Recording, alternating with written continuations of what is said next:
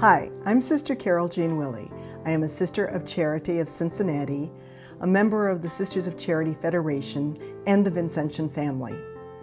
My current ministry is as the NGO representative at the United Nations for the North American Federation of the Sisters of Charity.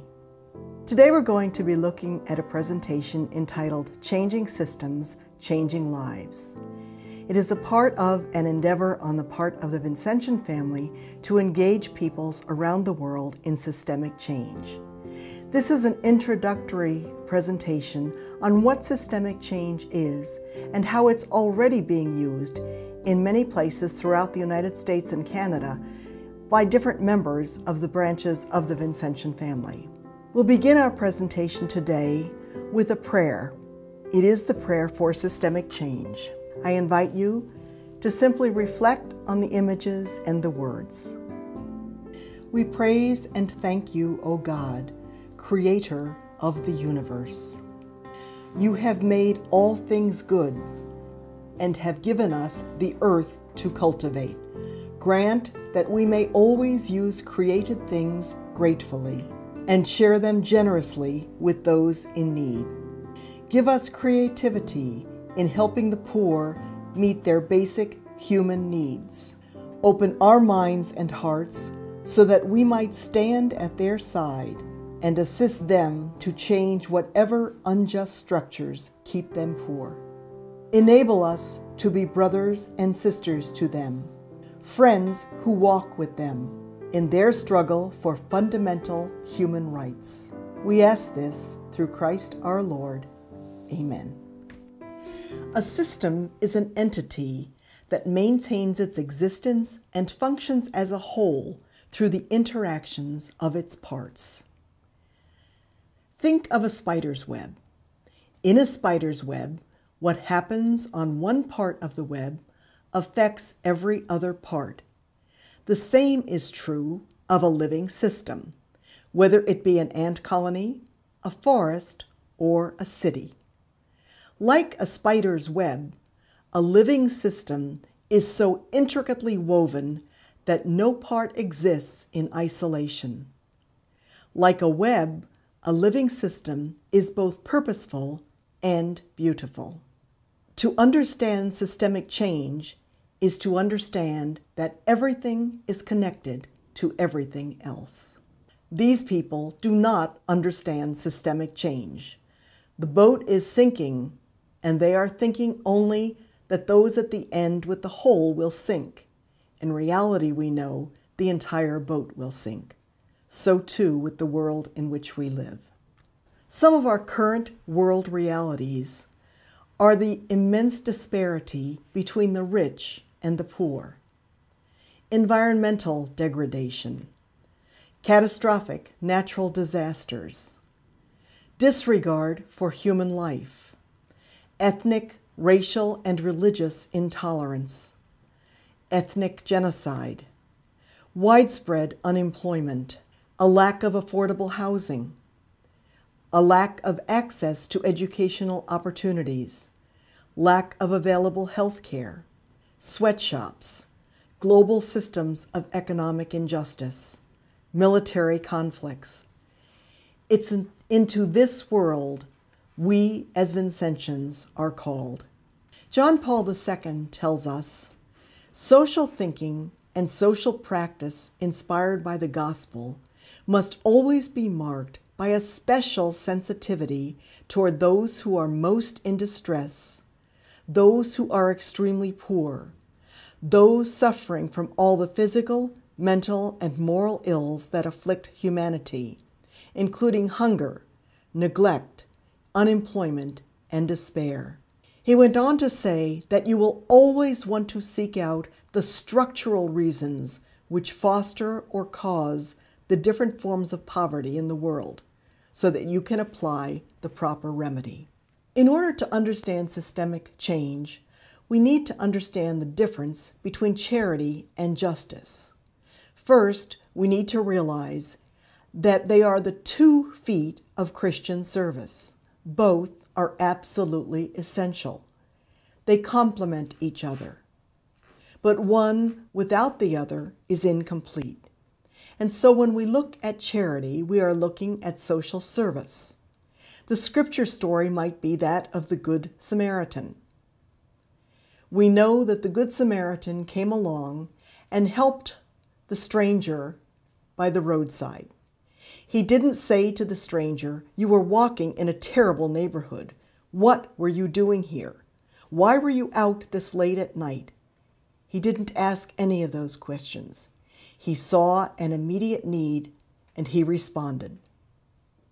On the other hand, justice is the scriptural quotation would be the Exodus story. God said, "Let my people go." The structure was wrong. The structure needed to be changed. Now, as we look at charity, we see that it involves private or individual acts. It's a response to immediate needs. After Hurricane Katrina, there were immediate needs in New Orleans. People needed food, clothing, and water. We have seen that most recently with Haiti. Those needs are very real, and charity urges us to respond with what people most need at the moment. However, it requires repeated actions. It is direct service, and it's directed at the effects of an unjust system. So we see homeless shelters, food pantries, clothing drives, all of which are important. But if we stop there, then the situation which keeps people in poverty never changes. Therefore, we need to look at the other foot of Christian service, which is justice. These are public collective actions, and they're a response to long-term needs. It promotes social change in institutions and resolves structural injustice. It's directed at the root causes of social injustice, and so it involves legislative advocacy, community organizing. What we're going to see throughout the rest of this presentation are examples of systemic change, which may be started with direct service, but moved into something else, which moved into long-term solutions to problems which caused endemic poverty. In charity, we give a person some bread, but justice says, let's change the system so that nobody has excess bread while some have none. Charity enables us to help specific victims of war, but justice says, let's change the things that lead to war. Charity says well-to-do people appeasing the poor by giving money is a good thing. Justice says, let's ask why one can be rich when so many are poor. Again, neither is good or bad in and of itself. Both are essential components of Christian service. Theologians, scientists, organizational theorists recognize the impossibility of separateness in a world that is intrinsically connected. Larry Hutchins tells us that all the important problems we face are systemic problems. The survival of the planet's ecology, world peace, the elimination of hunger and disease, the education of youth, and social justice. Over the past several decades, the systemic nature of these complex problems has gradually entered the public's consciousness. Complex problems are systemic. Systemic problems are everywhere, and systemic problems are messy problems. And yet, systems thinking invites us to move from giving people a handout to a hand up. And our Vincentian family has shown and will continue to show that systemic change is possible. The concept of systemic change as we know it is contemporary. It was unknown in St. Vincent's time. However, Vincent expressed himself in many related ideas. He urged the members of the family to love the poor spiritually and corporally, affectively and effectively, by word and work. He encouraged his followers to examine various elements in people's lives, to see what their most important needs were, nourishment, health care, education, work, spiritual care. Today we are conscious that people living in poverty live within a social system where some or many of these elements are lacking, a system that, if changed, can help a person emerge from poverty. So the question we ask is, what would Vincent do today? And these are the guidelines that he would offer us. Those living in poverty have priority. We must do the will of God, and we need to globalize charity in order to humanize globalization. And so we have the heritage not only of Vincent, but of Louise, Elizabeth Ann Seton, the founders of the American Sisters of Charity, Rosalie and Frederic, who were instrumental in the beginnings of the St. Vincent de Paul Society. And so it is their heritage we carry into the 21st century. We have a deep-seated belief that every person is sacred because he or she is created in the image and likeness of God. Systemic change responds promptly to human needs, while at the same time respecting the individual's right to determine his or her own future. Systemic change initiatives have certain principles. Among them it involves those living in poverty themselves, including the young and women at all stages, the identification of needs, planning, implementation, evaluation, and revision. It has a holistic vision, addressing a series of basic human needs, individual and social, spiritual and physical, especially needs like jobs, health care, housing, education, and spiritual growth. It places particular emphasis on self-help and self-sustaining programs that have a special view toward addressing the root causes of poverty. Systemic change projects must have the human and economic resources necessary to guarantee that they will last. They foster transparency, inviting participation in preparing budgets and in commenting on financial reports, while promoting good money management and maintaining careful controls over the use of assets. They construct a shared vision with diverse stakeholders. They involve poor communities, interested individuals, donors, churches, government, NGOs, the private sector, unions, the media. They are engaged in collaborative efforts. The goal of systemic change in the Vincentian family is to create a more just world order. One of the essential things to remember about systemic change is that one size doesn't fit all. Projects are unique because they are responding to the needs of specific populations. And so the projects that follow illustrate a variety of different ways of approaching systemic change. In some cases, they started with direct service projects, but eventually moved into more systemic change projects. Systemic change is a concept that is at once both universal and uniquely Vincentian.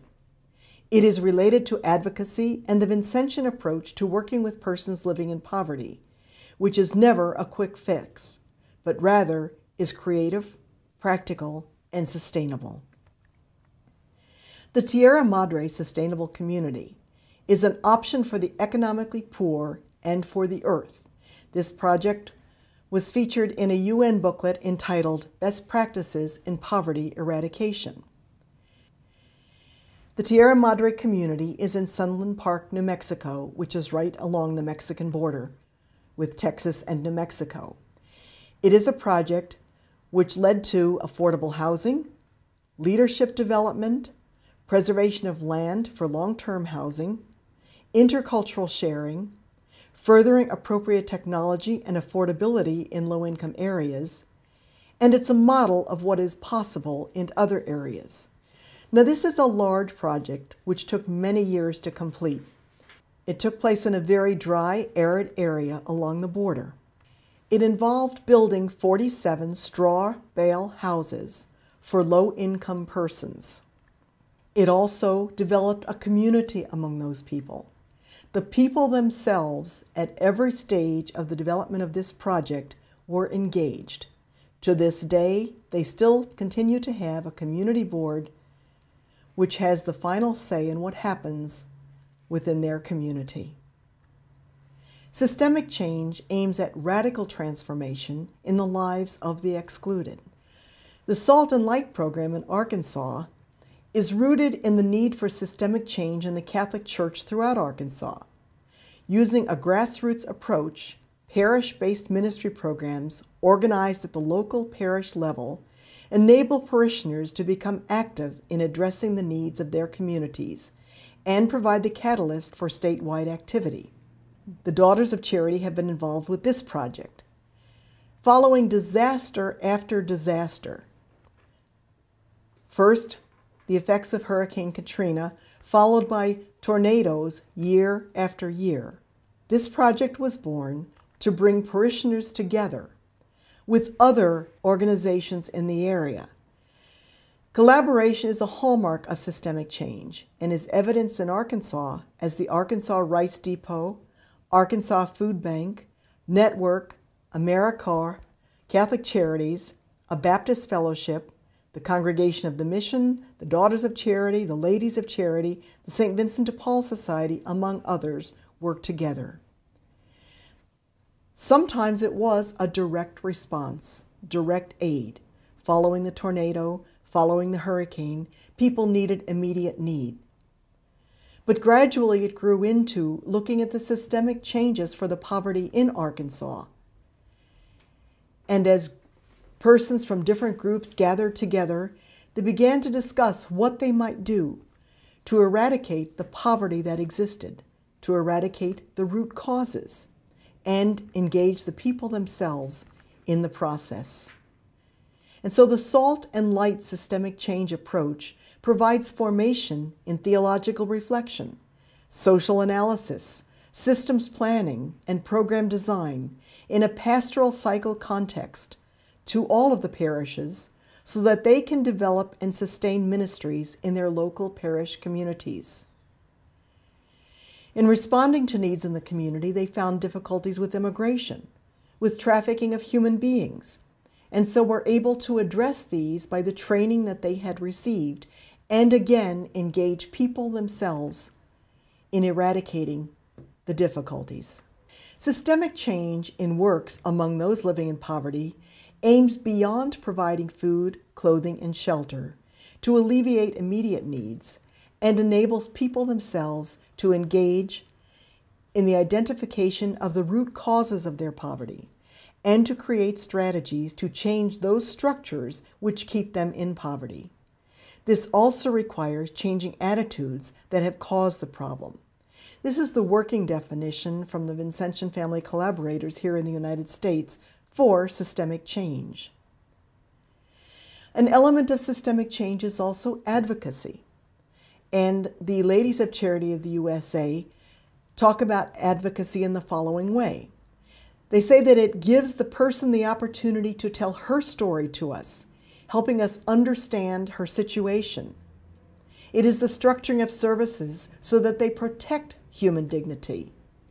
It is educating ourselves and others about the challenges facing the least, the lost, and the left out in society.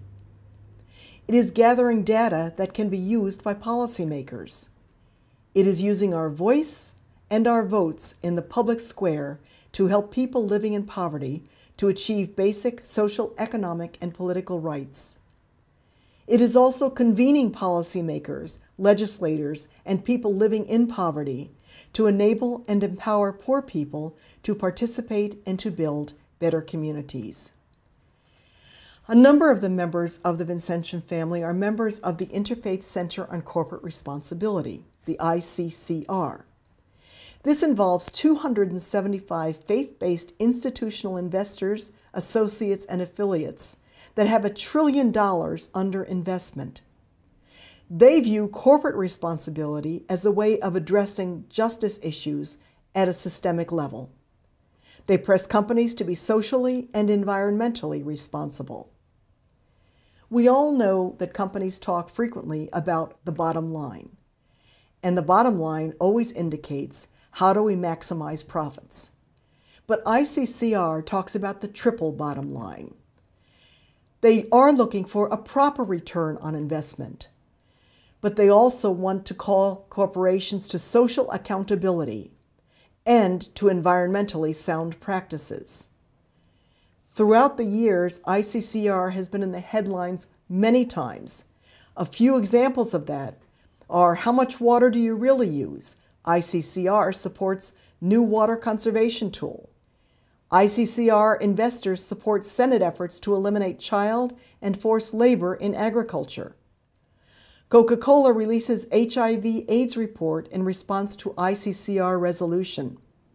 ICCR investors open campaigns to press drug companies to disclose political spending are only a few. Some of the magazines have articles on ICCR include EcoAid, the Business Review, the Huffington Post, the Market Match, and the Investment Management Institute Journal. These are all prestigious journals who have been impacted by the work of ICCR.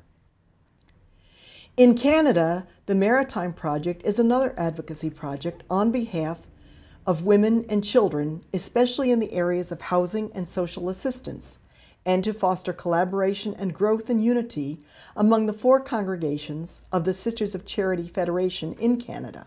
It is a collaborative effort in Nova Scotia and New Brunswick. It was designed to influence the provincial poverty reduction plan of these 2 provinces. The members of the congregations on the committee contacted the premier of each province, attended information meetings, and were vocal about the needs of those living in poverty, as those needs were expressed to them by those living in poverty themselves. Focused and consistent advocacy resulted in heating subsidies being widely publicized and easily accessible. They also networked with other institutions. Nova Scotia and New Brunswick had a showing of the movie Make Poverty History. They had a session at Tatamagouche and at public rallies in both St. John and Moncton. They networked with Community Action on Homelessness, the Norwood Housing Association, Supportive Housing for Young Mothers. The 4 members of the Federation in Canada in Moncton, New Brunswick, Halifax, and Antigonish also collaborated in New Brunswick with the Justice and Solidarity Committee of the Moncton Dioceses, with the Common Front for Social Justice, with St. John Nonprofit Housing, and with Vibrant Communities and Business Community Anti-Poverty Initiative. Systemic change begins with defining a need, building awareness, and enlisting and empowering an organized, multifaceted response. In the Vincentian tradition, the Ladies of Charity tell us, relationship with people in poverty is our first and primary goal. We need to see with their eyes. We must view the world from the vantage point of the people we seek to help. We must enter the struggles, feel their pain, and understand the barricades that hinder their full participation in the community. We must work with poor persons, allowing them to articulate their needs, concerns, and potential solutions. We must work with them so as they are the primary stakeholders in order to advance toward a more just society. The Ladies of Charity in St. Louis are engaged with the Let's Start program, an organization dedicated to assisting women in transition from prison life to society and in supporting their families. They offer a variety of services dependent on the needs of participants. Some are direct aid. Others are services which enable people to move into jobs.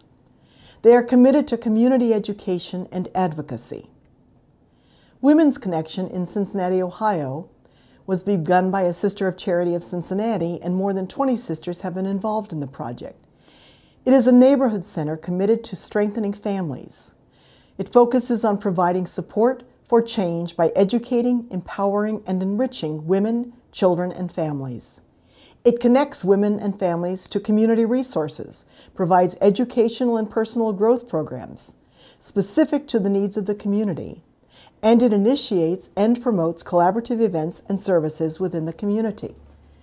Among the programs and events that they provide are teen opportunity fairs, adult employment fairs, dress for success consultations, resume writing, employment connections, information and referral services, sewing and quilting classes, an AA support group, domestic violence survivors group, Hispanic outreach, ESOL classes, parenting skills, teen mom support group, collaboration with more than 50 other agencies.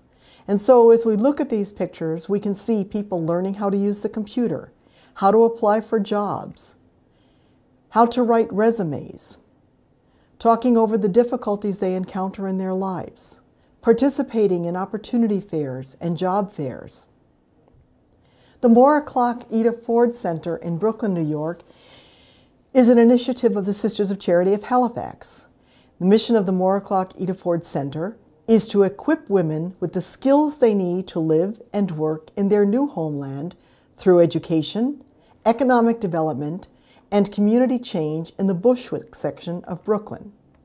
Among the programs they offer are a sewing co-op, a welfare to work training program, leadership skills development, business skills development, GED preparation, ESL classes, computer and citizenship courses, advocacy skills and community organizing, collaboration with other service organizations, social enterprise and crafting, which supports and work training and business incubation. The motto of the center is never do for others what they can do for themselves. And so as each of these pictures illustrates, people are taking ownership for their own future.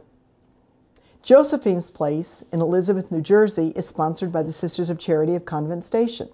It is a storefront drop-in space to empower women. It's a place for women to come and meet other women. It's a place to relax, pray, learn new skills, talk about what concerns them, or discuss their problems. It provides a space that is reflective of the needs of women as they themselves have expressed them. It's a resource center for networking to agencies. It's a support group for mothers of autistic children. It provides parenting skills, health education, support groups for victims of domestic violence, English classes and citizenship classes, sewing, knitting, and quilting, Tai Chi and yoga, basic computer skills, and prayer. And so we see some of the members proudly showing their citizenship certificates and celebrating their achievements. Educational opportunities are known to help people lift themselves from poverty. One of the endeavors on the part of many branches of the family are their involvement with the Cristo raised schools. Originally established by the Jesuit congregation, the Cristo raised schools were designed to work with inner city students so that they would go to school 4 days a week and work 1 day a week. They also have a longer school day and a longer school year. The Daughters of Charity, the Sisters of Charity of Leavenworth, of Cincinnati, of Convent Station, and New York have all been involved, as well as the Congregation of the Mission and Vincentian volunteers. 2 years ago, the Sisters of Charity Federation sponsored the Cristo raised schools as a side event at the Commission on Social Development at the United Nations. At this time, a principal, teacher, and several students came to address a UN audience on what they had learned at this particular high school. Many of the students who came were immigrants from other countries and expressed the fact that they were the very first in their families ever to graduate from high school, and their future goals included Cornell, Harvard, as well as other major universities. The Nativity School model, in which a number of Vincentian volunteers are engaged, is the middle school version of the high school. It also is designed to work with students in the inner city. The Rebuild Center in New Orleans, Louisiana is a collaborative effort in which the Congregation of the Mission is engaged. The purpose of the center is to provide a setting, resources, and opportunities for collaboration among Catholic and other faith-based organizations in the city of New Orleans. The center will work with needy and displaced residents to rebuild their lives and repopulate the neighborhood. They say that they will be a center of hope for this community. The Family Advancement Ministries in Macon, Georgia, is a Catholic diocesan social service organization that some of the Daughters of Charity are involved in. It works in partnership with the community at large, nurtures a reverence for life by responding to the physical, emotional, and spiritual needs of families, with the goal of moving families toward independence and self-sufficiency. Some of the programs that they offer include parenting skills, child safety, Dr. Dad, a Nurturing Father program, personal finance and budgeting programs, nutrition, energy reduction, CPR, and advocacy. The Society of St. Vincent de Paul has been noted for many years as a direct service organization. I was hungry and you gave me food. And it continues to do excellent work in this area. But it too is moving into the area of systemic change. The Society continues to give immediate help, but also seeks midterm and long-term solutions. It's concerned not only with alleviating need, but also with identifying the unjust structures that cause it. It is committed to identifying the root causes of poverty and contributing to their elimination. In all its charitable actions, there should be a search for justice. The St. Vincent de Paul Society in Belleville, Illinois, has a Voices of the Poor committee, and it is committed to being a vocal advocate for the poor. In recent months, the committee has been active in many areas, including launching 2 intense legislative letter-writing campaigns to address the issue of increasing utility costs. It is advocating against payday and title loans. A flyer was developed and is being distributed for the purpose of education. It is attempting to help those caught in the mortgage crisis with information and referrals for intervention. Another endeavor on behalf of the Belleville, Illinois St. Vincent de Paul Society is Microcredit Lending. It is an alternative to payday loans for the working poor. Payday loans prey upon people who are at their lowest point and feel trapped. Oftentimes, when people run out of money before their paycheck, they go to these loan places to take out a loan. The interest rate can be 5, 10, 25, 50% or more, thus exacerbating the cycle of poverty. This loan program, on behalf of the Vincent de Paul Society, charges 3% interest, offers a flexible repayment schedule, provides financial education, budgeting classes, and also provides mentors for borrowers so that they can learn new habits. The Vincentian family, in celebration of the 350th anniversary of the deaths of Vincent and Louise, are engaging in a microfinancing project in Haiti. This project was decided upon almost a year ago, before the catastrophic earthquake that hit Haiti just recently, and therefore it is more urgent than ever to have a project such as this. All of the members of the Vincentian family throughout the world have been invited to participate in this project. Microfinancing is a way of loaning money to people, not giving, most of the time with low-interest loans. But in the case of Haiti, it's at no-interest loans. The money, however, will be returned so that it can continually be used for other projects. The Vincentian family is operating out of the Millennium Development Goals. These are goals that were set by the United Nations. All 191 members in the year 2000 set these goals for the eradication of poverty by the year 2015.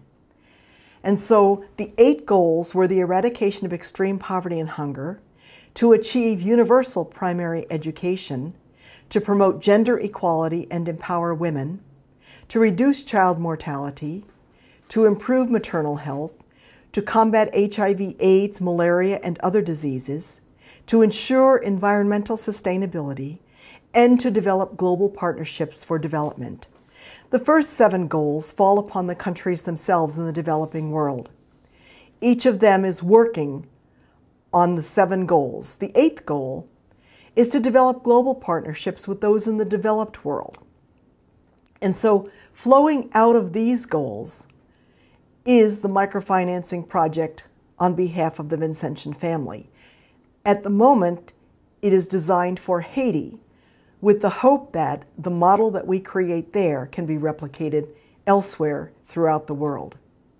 So the goals of the international leaders of the Vincentian family who designed this program were to establish a pilot microfinance project in Haiti, to foster the participation of the family from throughout the world, to encourage the active engagement of the family in Haiti, to design a project that could serve as a model for use in other regions of the world. The need in Haiti has never been greater. And again, the goals are to help the poorest of the poor, involving them at each stage of the project, beginning from the initial discernment of needs and continuing until the completion of the project. To develop a program of integral human formation, human, spiritual, professional, and academic. To evaluate and continue to refine the project with the members of the Vincentian family in Haiti and with all of the partners. To link with governments, foundations, and other agencies, locally and internationally. To create an infrastructure that can engage in advocacy for the poor. And so the website, www.zafen.org, which will be operational as of April 1st, will enable members of the family throughout the world to participate in this project. Zafen is a Creole word which means it's our business. This website offers the opportunity to lend or contribute to sustainable economic development projects in Haiti. It provides support to micro, small, and medium-sized enterprises. It will create new jobs and improve the lives of those living in some of the poorest conditions in the world. It will enable peer-to-project relationships, and it allows you to track your loans, watch them return, then relend or withdraw online. www.zafen.org. Another endeavor on behalf of the entire Vincentian family are Continental Systemic Change workshops to train local leaders on how to engage in systemic change. Thus far, workshops have been conducted in Mexico, Brazil, Cameroon, Thailand. In the coming months and years, they will also be throughout the United States and Europe. Learn more about systemic change in Seeds of Hope, a book written about systemic change initiatives in the Vincentian family. It's available from www.svdpusa.org. Remember, go to the people, live with them, learn from them. Start with what they know, build with what they have. But of the best leaders, when the job is done, the task accomplished, the people will say, "We have done it ourselves." Frederic Ozanam tells us, "Do not be afraid of new beginnings. Be creative, be inventive, organize new works of love in the service of the poor. You who have energy, you, members of the Vincentian family, who have enthusiasm, who want to do something of value for the future, be inventive, launch out, do not wait." So how does our tradition as Vincentians, sons and daughters of Vincent, Louise, Elizabeth, Rosalie, Frederic, and so many others, prepare us to engage in systemic change? They were change agents during the time in which they lived. They had a vision of what was possible and were unfailing in their efforts to transform the lives of those in need. They had the courage of their convictions and the capacity to mobilize people and resources. They developed leadership skills among their followers and empowered others to act. They inspired those who followed with dedication and vision. They developed understanding, commitment, and energy for attending to the vision. They listened to others and sought their ideas and advice. They provided the tools needed to perform the mission, and they gave us enduring models of servant leadership. We are called today to live on the margins of possibility. Where does God call us? What borders are you and I, as members of the Vincentian family in the 21st century, being called to cross? What frontiers do we need to move beyond? One thing is certain, God is calling. How will we respond?